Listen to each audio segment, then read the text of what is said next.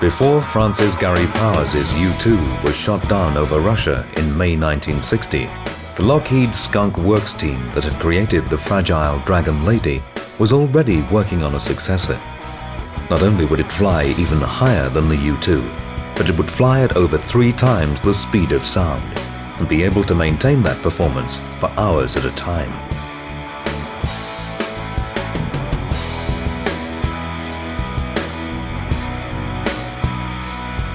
The result was the Blackbird, a term that covered a family of aircraft that were officially the world's fastest and highest-flying air-breathing machines.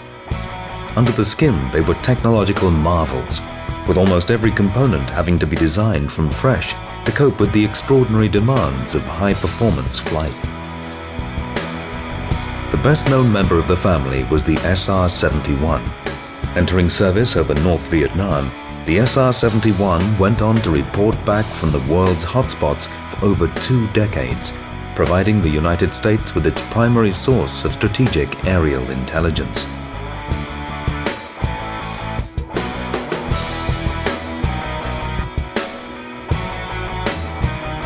The unmistakable shape, astonishing performance, and black world appeal made it a firm favorite with enthusiasts around the world. More importantly, it provided the commanders with just the intelligence data they were looking for. When it prematurely fell victim, it was not to the many missiles fired at it during its career, but to the cost-conscious politicians and bureaucrats in Washington.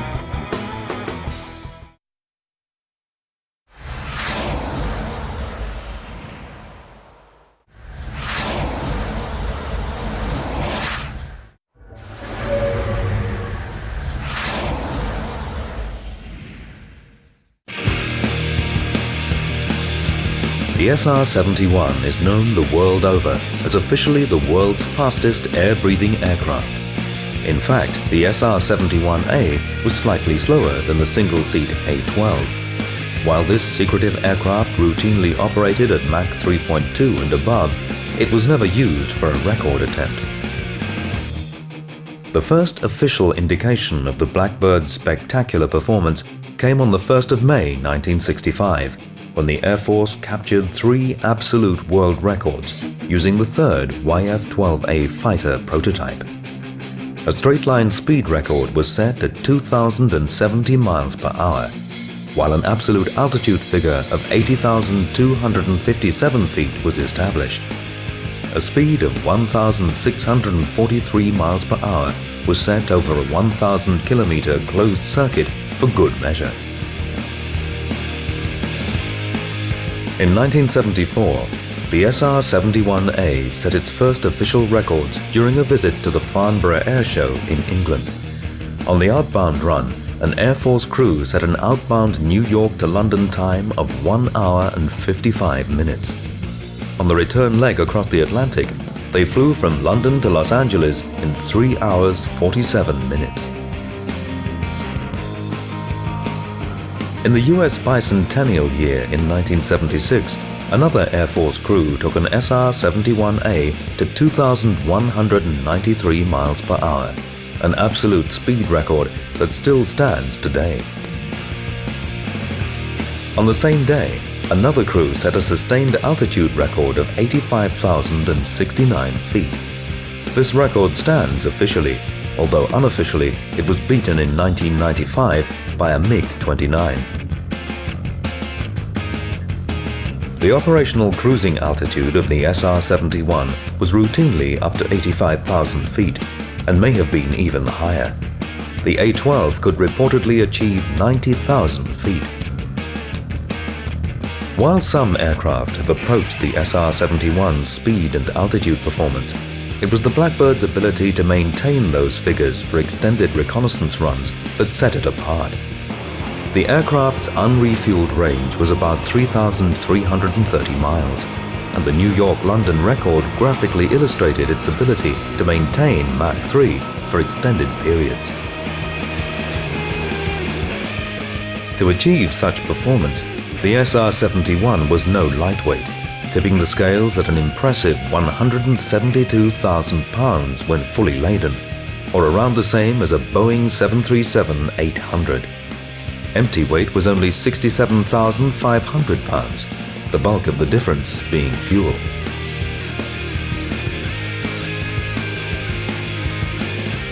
Naturally, the SR-71 was a large aircraft, its length equaling that of a Boeing 737-700.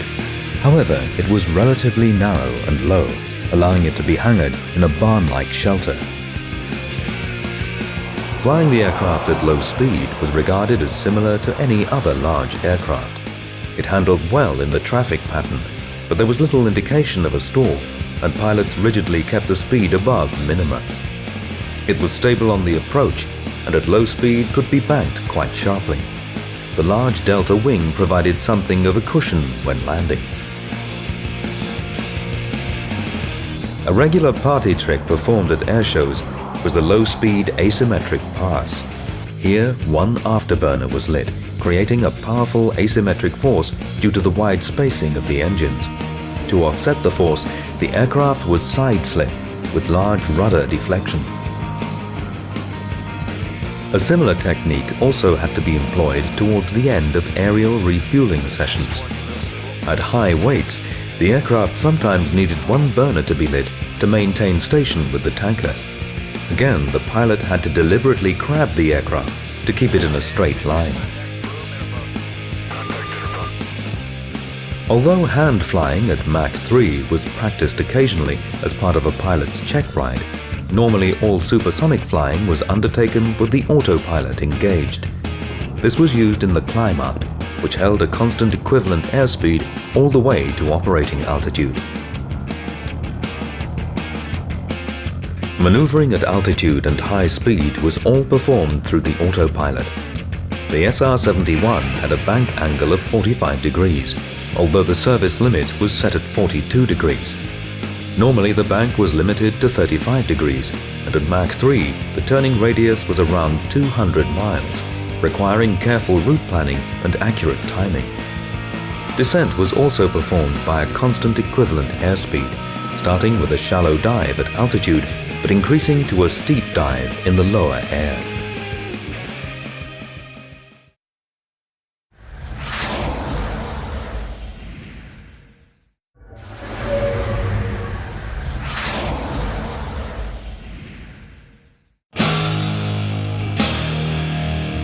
Lockheed proposed bomber versions of both the A-12 and the SR-71, but the only member of the Blackbird family to ever carry weapons was the YF-12A fighter.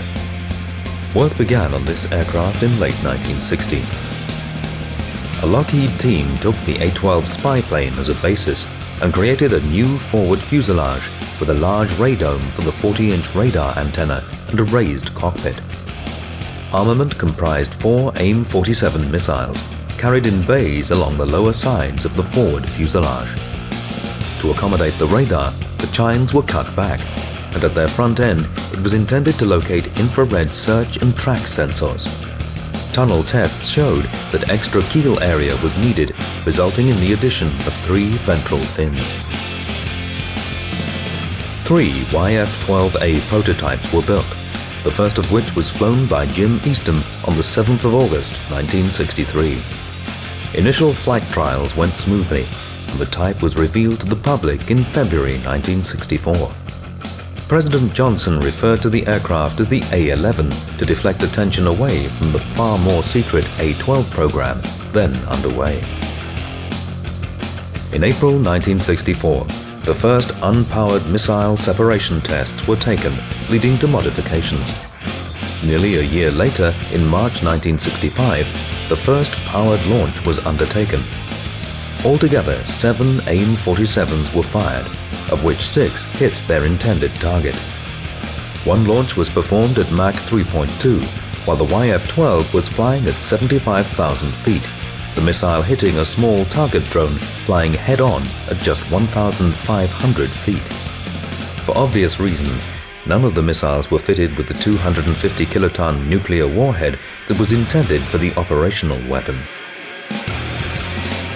Despite the excellent results achieved by the YF-12 team, no production order for an F-12B was forthcoming. After 2 years of deliberations, the Pentagon issued an official order to stop work in early 1968. One of the aircraft was grounded, later becoming the rear half of the SR-71C two-seater. The others were handed over to NASA for trials work.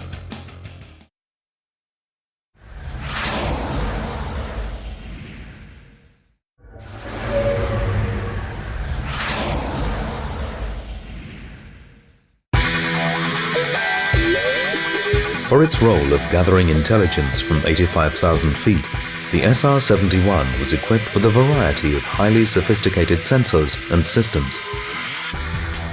Precise navigation was a crucial requirement, especially as the Blackbird would often be operating in areas of the world far from reliable ground stations.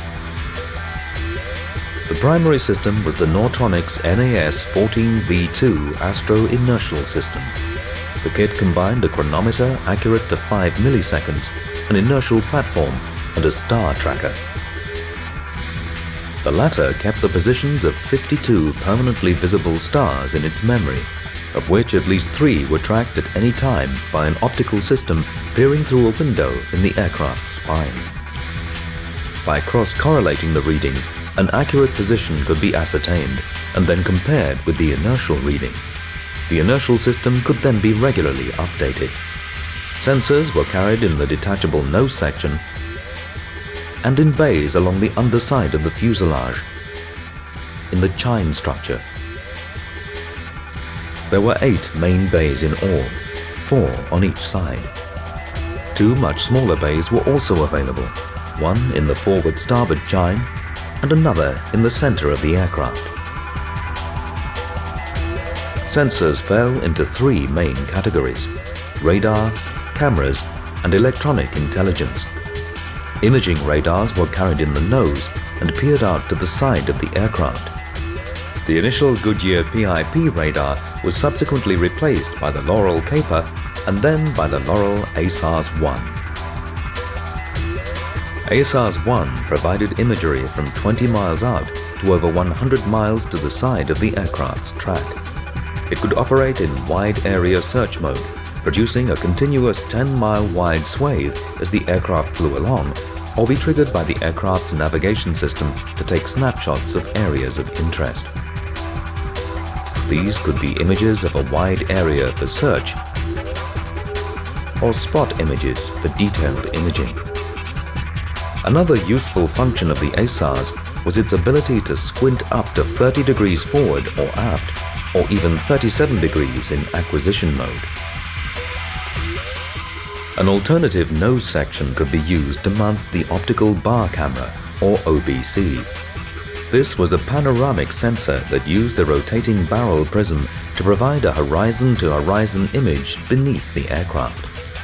Using this sensor allowed the SR-71 to cover up to 100,000 square miles in an hour. The imagery often provided useful intelligence up to around 40 miles from the aircraft's track, but it was mainly used to provide a reference for imagery from more powerful sensors. One aircraft was tested with a grossly extended tail that allowed it to carry an OBC in the tail as well as the nose radar. As well as the radar and OBC nose sections, there was an empty section that was fitted for training and ferry flights. For highly detailed photography, the SR-71 carried a range of cameras. The initial operational objective cameras soon gave way to the family of technical objective cameras, or TOCs, that were housed in the chine bays. Mostly made by iTech, the TOCs used folding optics and 45-degree prisms to achieve focal lengths of up to 48 inches. The other side bays usually held various electronic intelligence gathering systems, recording the positions and characteristics of hostile radars. While its speed and altitude rendered it all but immune to attack, the SR-71 was also well protected electronically. Little is known of the defensive electronic suite, and only a few elements were obvious externally, such as this undernose jammer and the radar warning receiver pimples added to the chines partway through the aircraft's service. Throughout its career, There were many attempts made to shoot down the Blackbird by both missiles and manned interceptors. None was to succeed, a testament to the aircraft's astonishing performance and its sophisticated defenses.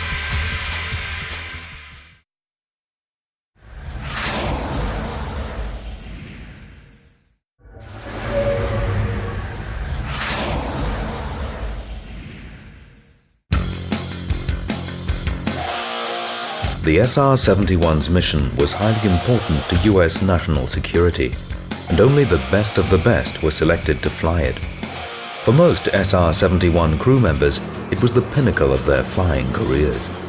They needed to be good, for the aircraft was highly complex and required 100% concentration throughout an operational mission. Both crew sat on F1 ejection seats developed by Lockheed for the Mach 3 Plus environment. It was a derivative of the seat developed for the F-104 Starfighter, suitably amended to handle high speeds and great heights. Outside view for the back-seater was limited to just 2 small side panels, while the pilot had only a limited outside view because of the heavily framed canopy. It was regarded as sufficient, however, to accomplish the task.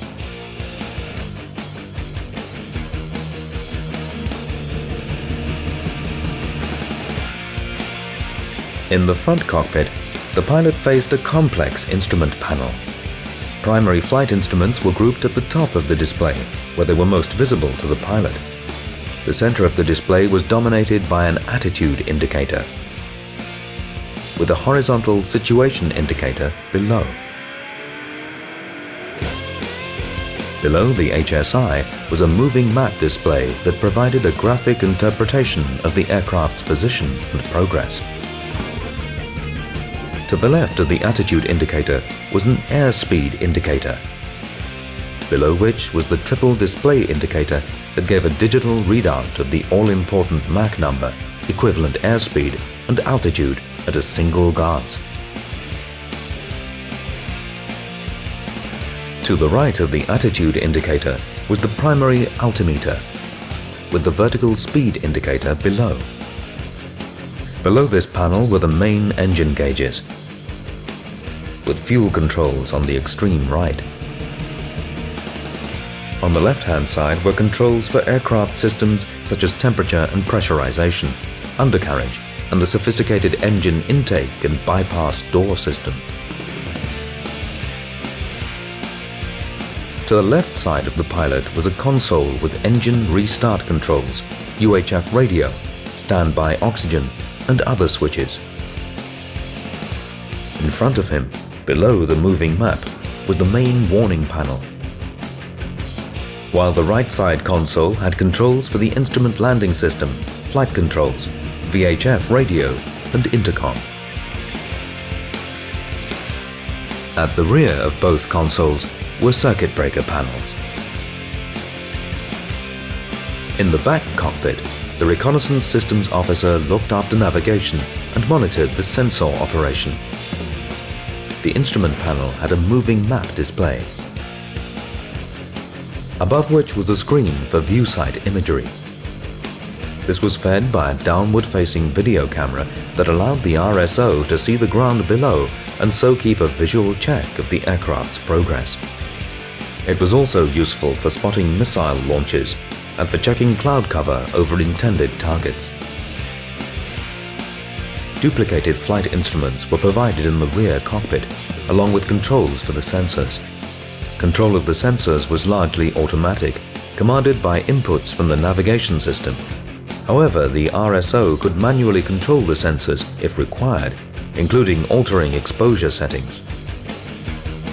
There were also extensive controls for navigation and communications, and also for the aircraft's electronic warfare suite.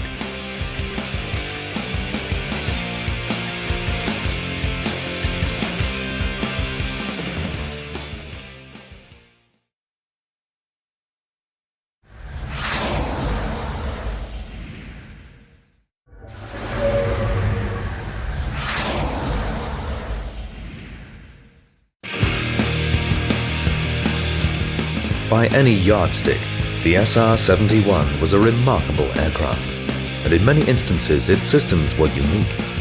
They were designed not only to allow the aircraft to operate continuously at Mach 3, but also to cope with the extreme conditions encountered at such speeds. Air friction raised the aircraft's skin temperature to over 260 degrees Celsius over much of the airframe, while the rear portion of the engine nacelles reached over 570 degrees. Many traditional aircraft systems simply could not survive in such a climate, so new approaches and new materials were required. Hugely expensive titanium alloys figured prominently throughout the aircraft as the only means of maintaining strength at such heat. At the heart of the SR-71's performance were the extraordinary Pratt & Whitney J58 engines, together with their complex intake-outlet door and intake spike arrangement. The engine was a technological marvel with many innovative features. Highly advanced materials had to be developed to cope with temperatures of up to 1,760 degrees Celsius. Most of the engine functions were controlled by fuel-hydraulic systems, as no electrics could survive such temperatures. The J58 was known as a bleed bypass turbojet. At low speeds it operated as a turbojet, with all of the air passing through the hot core of the engine. Intake air was augmented by air admitted through auxiliary doors located around the front and middle of the nacelle. As speed built up, however, the J58 was automatically reconfigured so that its functions increasingly resembled that of a ramjet. The auxiliary intakes were closed and a percentage of the main intake air was ducted around the hot core and reintroduced ahead of the afterburner. A key element of the system were the intake spikes, which moved fore and aft through 26 inches. At low speeds, they were fully forward, but as the plane accelerated through Mach 1.6, they began to travel aft so that the supersonic shockwave created by the spike was correctly positioned in the intake. The geometry of the intake also meant that throat area was increased as the spike moved aft. At Mach 3.2, the intake was fully aft, with the shockwave captured in the intake. For maximum performance and efficiency, the Blackbird was flown with little tolerance regarding the positioning of the shockwave, with the result that it was quite often expelled from the intake. This phenomenon was known as the inlet unstart and was the bane of the Blackbird crew's life. When the shockwave was let go, the amount of air entering the intake dropped immediately, with a consequent instant loss of thrust. With the widely spaced engines, this caused a severe asymmetric disturbance, which could on occasion result in the crew hitting their heads on the side of the canopy. To recover from an unstart, the inlet spike was immediately thrust forward to recapture the shockwave, which was then brought back into the intake.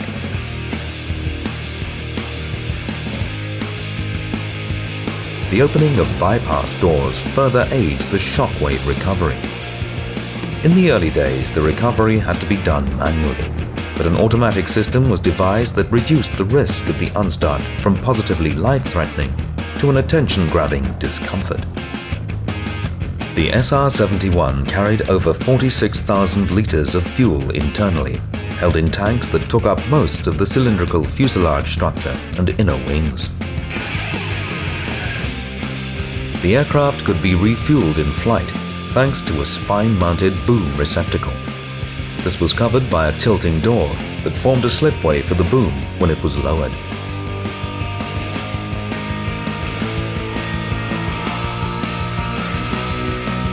When the aircraft was cold, it leaked fuel prodigiously, as the structure was designed to expand in the temperature encountered at operational speed and altitude.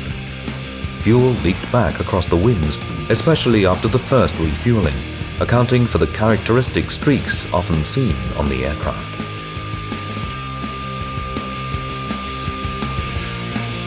The high temperatures and altitude also required a powerful air conditioning and pressurization system, not only to keep the crew cool and safe, but also the sensitive cameras in the sensor bays.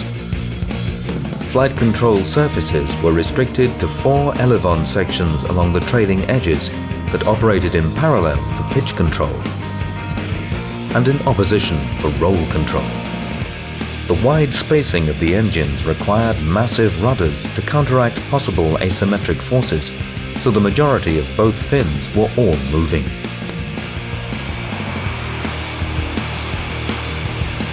The main undercarriage retracted inwards into the main wing structure.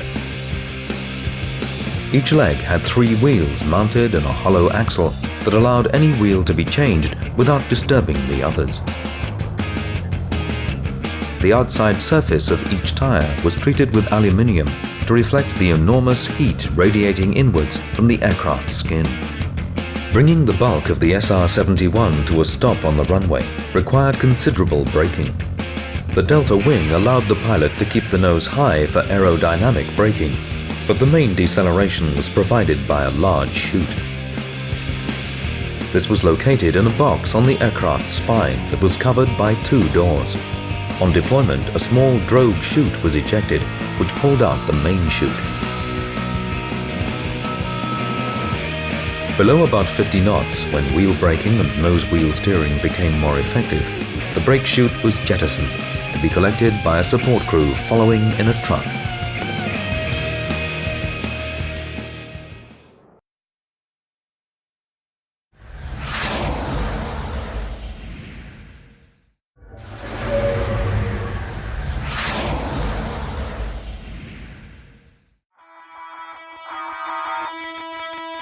Lockheed built a total of 50 Blackbirds, 12 A-12s, 2 M21s, 1 A-12B, 3 YF-12As, 29 SR-71As, 2 SR-71Bs, and a single SR-71C.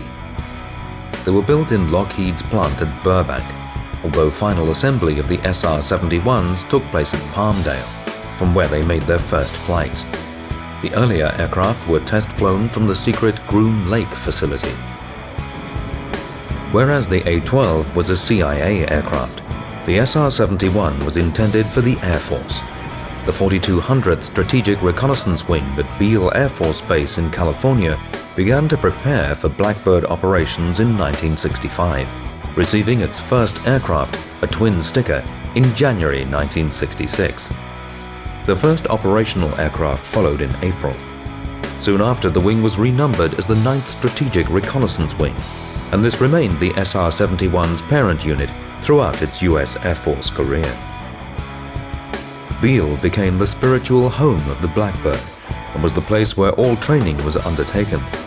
The 9th Wing operated a fleet of Northrop T-38 Talons as companion trainers for the SR-71, providing useful extra hours. The wing also built up a sizable fleet of KC-135Q tankers, dedicated to the support of the SR-71. Beale also played host to the U.S. Air Force's U-2 fleet, the much slower but equally high-flying spy plane which partnered the SR-71 in providing strategic reconnaissance around the world. With its low speed and good endurance, the U-2 was particularly useful for long-duration surveillance and for gathering communications intelligence. The first operational missions were flown from a base on the other side of the Pacific. The 9th Wing established its operating location 8 at Kadena Air Base on the Japanese island of Okinawa. Here the SR-71 picked up its Habu nickname due to its resemblance to a local snake. Operations from Kadena began in March 1968, initially flown over and around North Vietnam. Later, the mission repertoire extended to encompass North Korea, China, and the Soviet Far East. In the 1980s, 4 marathon missions were flown to the Persian Gulf during the Iran-Iraq War. After a series of designation changes, the Kadena operation settled down as Detachment 1 and continued as such until the aircraft's premature retirement in 1990. Sporadic operational missions were launched from U.S. bases. In 1973, 4 were flown from Griffiths Air Force Base in New York State to the Suez Canal Zone during the Yom Kippur War. A further 5 missions were launched from Seymour Johnson in North Carolina. In the 1970s, Beale-based Blackbirds were tasked with occasional flights over Cuba and later Central America. In 1971, one aircraft flew from Beale to the Yemen before recovering at RAF Mildenhall in England after a 10-hour mission.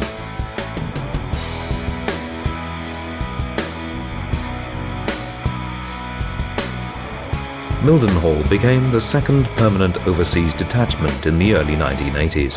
The 9th Strategic Reconnaissance Wing already had a permanent U-2 deployment there, known as Detachment 4. SR-71s were increasingly sent to England for special missions and took over the detachment permanently in 1984 with 2 aircraft.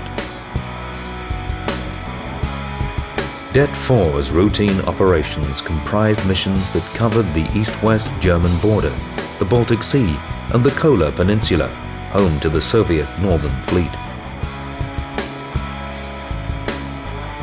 There were also special missions, such as those flown into the eastern Mediterranean in 1984 and in support of the US air attack on Libya in 1986. The US Air Force and Central Intelligence Agency were not the only operators of the Blackbird family, for the YF-12 and SR-71 had a lengthy career in NASA colors. Having lain dormant for 3 years, 2 of the 3 YF-12As were resurrected for use by NASA at its Flight Research Facility at Edwards Air Force Base in the Californian desert. NASA high-speed research operations got underway in 1970, but one of the aircraft was lost the following year. It was swiftly replaced by an SR-71A transferred from the Air Force. It was given a new serial number and was called the YF-12C in NASA service. The pair seen here with the YF-12C in the foreground operated on various test duties for most of the 1970s. The YF-12C was withdrawn in 1978. Towards the end of the 1980s, the active Air Force fleet was reduced to around 6 aircraft, 2 operational aircraft each at Kadena and Mildenhall, plus a couple of aircraft at Beale for training. Several others were stored at Beale in a high state of readiness.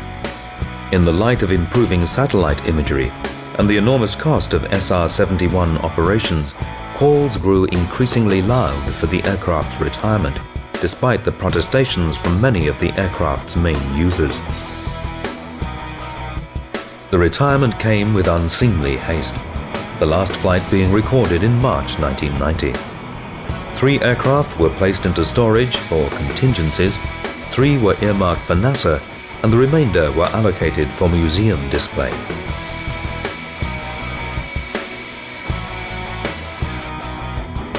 Although there were calls to resurrect the SR-71 for service in the Gulf War of 1991, it was not until relations between the US and North Korea hit a new low in early 1994 that funds were made available.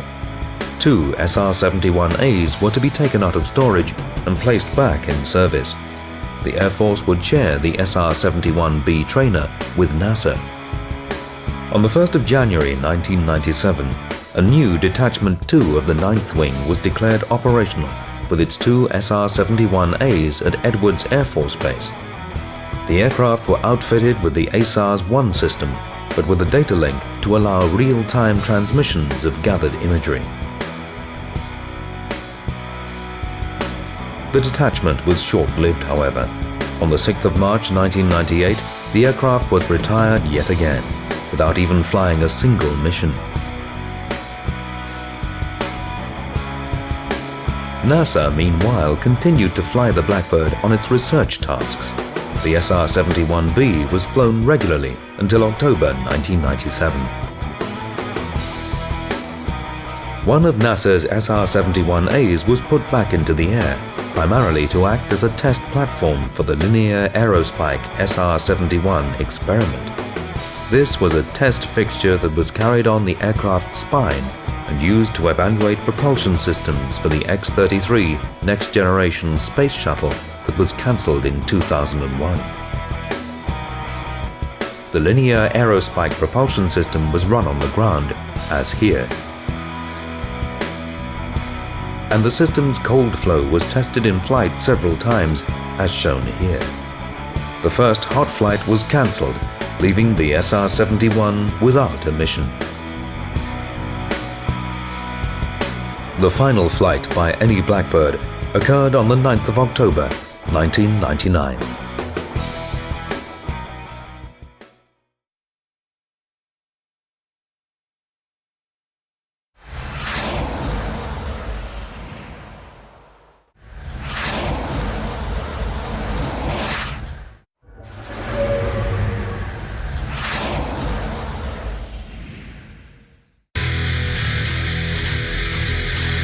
The SR-71's primary mission was strategic reconnaissance. Its task was to climb higher and fly faster than any aircraft had done before. It flew close to, or occasionally into, hostile airspace, relying on its speed, altitude, and defensive features to keep it safe.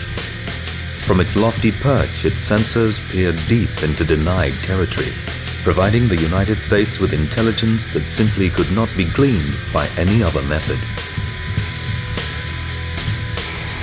Due to the sheer complexity of the system and the extraordinary performance of the SR-71, launching such missions required a huge preparation effort. Although missions were occasionally launched with little notice, most were planned well in advance. For the crew, that meant detailed mission briefings and long sessions with the mission planners. When operating around potentially hostile airspace, the route had to be plotted very carefully, especially given the SR-71's very poor turning circle at operational speed. The Physiological Support Division, or PSD, looked after the crew's well-being and ensured they were safe to fly. The PSD monitored the crew's medical condition, and both pilot and RSO underwent a medical examination prior to the flight. A second crew shadowed the primary crew, so that if one of the primaries was unfit, then the mission could continue seamlessly. The PSD was also in charge of the all-important pressure suits that the crew wore to protect them in the event of a cockpit decompression or high-altitude ejection. In the thin air encountered at the SR-71's operational altitude, the blood of an unprotected human would rapidly boil in the veins. Made by the David Clark Company, the S-1030 family of suits have also been worn by U-2 pilots and space shuttle crew. Consisting of an inner pressure suit and an outer protective covering, the suits were fully sealed, inflating instantly if decompression occurred. The gloves, boots, and helmet had special metal snap-lock seals that provided rotational movement. A chin strap stopped the head flying back if the suit inflated. Special ports in the helmet allowed the occupant to take on fluids and liquefied food by squeezing a tube through a straw inserted into ports. Calls of nature were answered by some delicate internal plumbing. Once the suits were on, they were thoroughly checked by the PSD. Portable oxygen units were connected to the suits to keep the crew cool until they could be plugged into the aircraft's own system. With the suits on, the crew were then ferried to the waiting aircraft. Having clambered into the cockpit under the burden of the cumbersome suits, the crew climbed in and were then strapped in and hooked up by PSD personnel. While this procedure was taking place, another large team was preparing the aircraft, getting as much ready before the crew arrived as possible. With the crew on board and securely in their cockpits, little time was wasted in getting the engines started. Owing to the unique nature of the J58 engines and their high flashpoint JP7 fuel, this was no easy matter. A special ground power cart got the engine turning by using compressed air. Then the fuel was ignited by using a burst of triethyl borane, or TEB, a chemical that burns vigorously on oxidation. The TEB produced a characteristic flash in the exhaust, and the engines were running. Each Blackbird mission was supported by tankers. The SR-71 had its own dedicated fleet of Boeing KC-135Qs, which had separate tanks to carry the special JP-7 fuel. Prior to the SR-71 taking off, the tankers took off to reach their assigned refueling tracks. It was common for the SR-71 to top off its tanks soon after takeoff, so it usually followed a tanker out. Trailing its characteristic tiger tail afterburner plumes, the SR-71 launched for its mission, climbing smartly after liftoff and heading for the first tanker rendezvous. Refueling was usually conducted at around 25,000 feet. The aircraft was considered relatively easy and stable for tanking, although the position of the receptacle a long way aft required a degree of trust between pilot and boom operator, who operated director lights under the tanker's belly. Refueling was conducted in complete radio silence. After topping off, the Blackbird then set course for the operational area. To reach operational speed and altitude, it performed what was known as the Dipsy-Doodle maneuver. First, it was put into a shallow dive, during which it easily slipped through the sound barrier with the least fuel burn. Then it was placed in a constant speed climb that was initially steep but flattened out near the top. It leveled out at Mach 3 and just under 80,000 feet. Overhead reconnaissance runs were only rarely performed, most missions involving runs along borders or coastlines, undertaken from the safety of friendly or international airspace. As the aircraft burned off fuel during the run, it climbed. It might start the run at around 78,000 feet, but be at 83,000 by the end. Many missions were flown double headers, with the SR-71 decelerating and descending for refueling before climbing again for another sensor run in a different area. Correctly plotting the point and time to begin deceleration was crucial to the tanker rendezvous.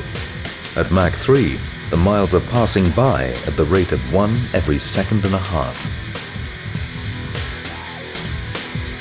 After the recce runs, the SR-71 returned to base, sometimes circling a few times at low level to cool the airframe down. After landing, the aircraft taxied quickly back to its barn shelter. Once shut down, the large support team swung into action again. The PST helped the crew out of the aircraft and out of the suits, which were taken away for bench tests. The reconnaissance technicians removed the precious take from the aircraft. The reconnaissance take was recorded on tape for the radar and electronic sensors and on film for the cameras. The tapes were rushed to a secure exploitation facility where they were processed and analyzed. Meanwhile, the films were developed and handed over to photographic interpretation specialists who pored over them for intelligence. Data provided by the aircraft system gave precise positional data alongside the tape. Within a short time, intelligence was on its way up the chain of command to the decision makers. The reconnaissance interpretation centers were an integral part of the overall effort.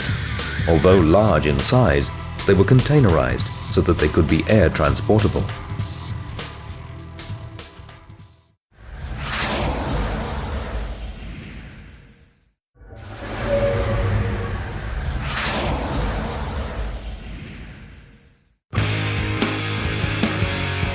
In the late 1950s, it was becoming obvious that it was probably only a matter of time before one of the CIA's high-flying U-2 spy planes would be shot down over the Soviet Union. Faced with this prediction, Lockheed's Skunk Works was working on a high-speed successor. Leading the project was the U-2's designer Clarence L. Johnson, better known as Kelly. Johnson's first major project had been as part of the team that created the P-38 Lightning of World War II. The same team had then produced the P-80 Shooting Star, America's first jet fighter. And then the Mach 2 F-104 Starfighter. In the early 1950s, they had created the high-flying U-2. Kelly Johnson's follow-on was the A-12, the first of the Blackbird family. Developed in total secrecy, the A-12 was a single-seater that was designed to cruise at Mach 3.2. The first flew in April 1962. 12 standard A-12s were built, seeing brief service over North Korea and North Vietnam in 1967 and 1968. They were flown by the CIA. 2 A-12 airframes were completed with a second cockpit as M-21 motherships for the D-21 drone program. A fatal collision between drone and mothership brought a premature end to this concept, although operational launches were later made from a B-52. Another airframe was completed as the A-12B, with a second pilot station in a raised cockpit.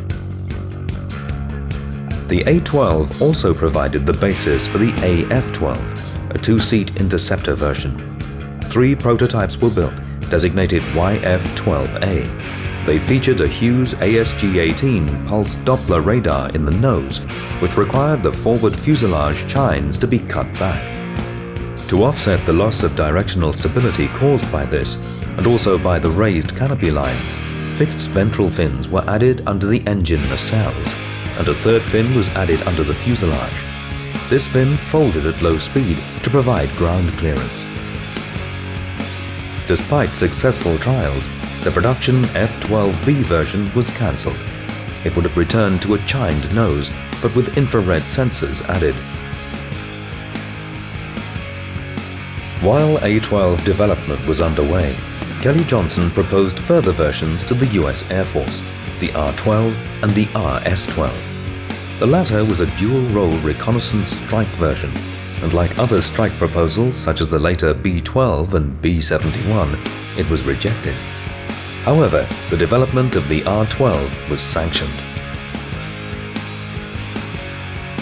In July 1964, President Johnson revealed the project to the world, famously transposing the letter of its Air Force RS-71 designation to create the SR-71. Clearly based on the A-12, it was a larger aircraft with numerous differences. The nose was more bulged and was detachable so that different sensors could be fitted rapidly. What had been a sensor bay in the A-12 was used for a second cockpit, so that the pilot's very heavy workload was reduced by the carriage of a reconnaissance systems officer. The fuselage was extended aft to create a tail cone. Structurally, the aircraft consisted of a cylindrical fuselage to which were attached the inner wing panels. At the end of these wing panels were the inner engine nacelles, which mounted the twin fins. The outer section of the nacelle mounted the outer wing panels, the whole assembly hinging up for access to the engine. The forward fuselage had long chines added on the sides. They provided lift at the front and acted in a similar way to canard foreplanes. They also provided storage space for mission equipment. Although not a true stealth aircraft, there were many features to reduce its radar cross-section. The chined forward fuselage helped reduce radar returns, as did the inward canting of the twin fins. Large wedges of radar-absorbent material were incorporated into the outer edges of the wings. These formed re-entrant triangles in which radar energy was trapped and dissipated.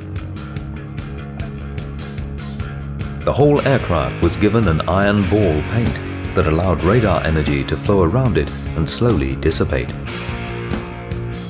Having been built in the Skunk Works facility at Burbank, the prototype SR-71A was trucked to Palmdale, from where it undertook its first flight on the 22nd of December 1964 with Bob Gilliland at the controls. It reached Mach 1.5 during this initial outing. Flight tests were not without problems. In January 1966, an aircraft was lost in a spectacular breakup at Mach 3.17, although mercifully the crew survived. The problem was cured by tilting the aircraft's nose up slightly. During the A-12's career, the A-12B twin sticker had proven to be a useful addition to the fleet, so Lockheed built two dual-control SR-71Bs for training. Like the A-12B, they had the second pilot's cockpit in a raised position. Both flew in late 1965, although one was lost in 1964. To replace it, Lockheed produced the single SR-71C, an unhappy mating of the back end of a YF-12A with a static test forward fuselage. It was unlovingly dubbed the Bastard and was rarely flown.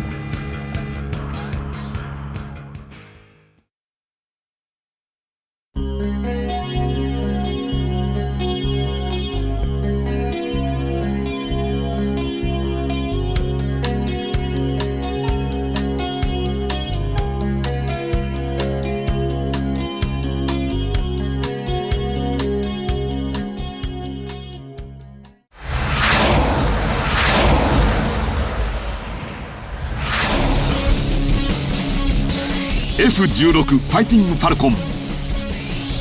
アメリカ空軍で F-15 を補佐する軽量戦闘機として開発された F-16 はベストセラー戦闘機となりました。次号ではこの多用途戦術機 F-16 の能力や発展の歴史を詳しく解剖します。また日本の独自発展型 F-2 も登場します。次号もぜひお買い求めください。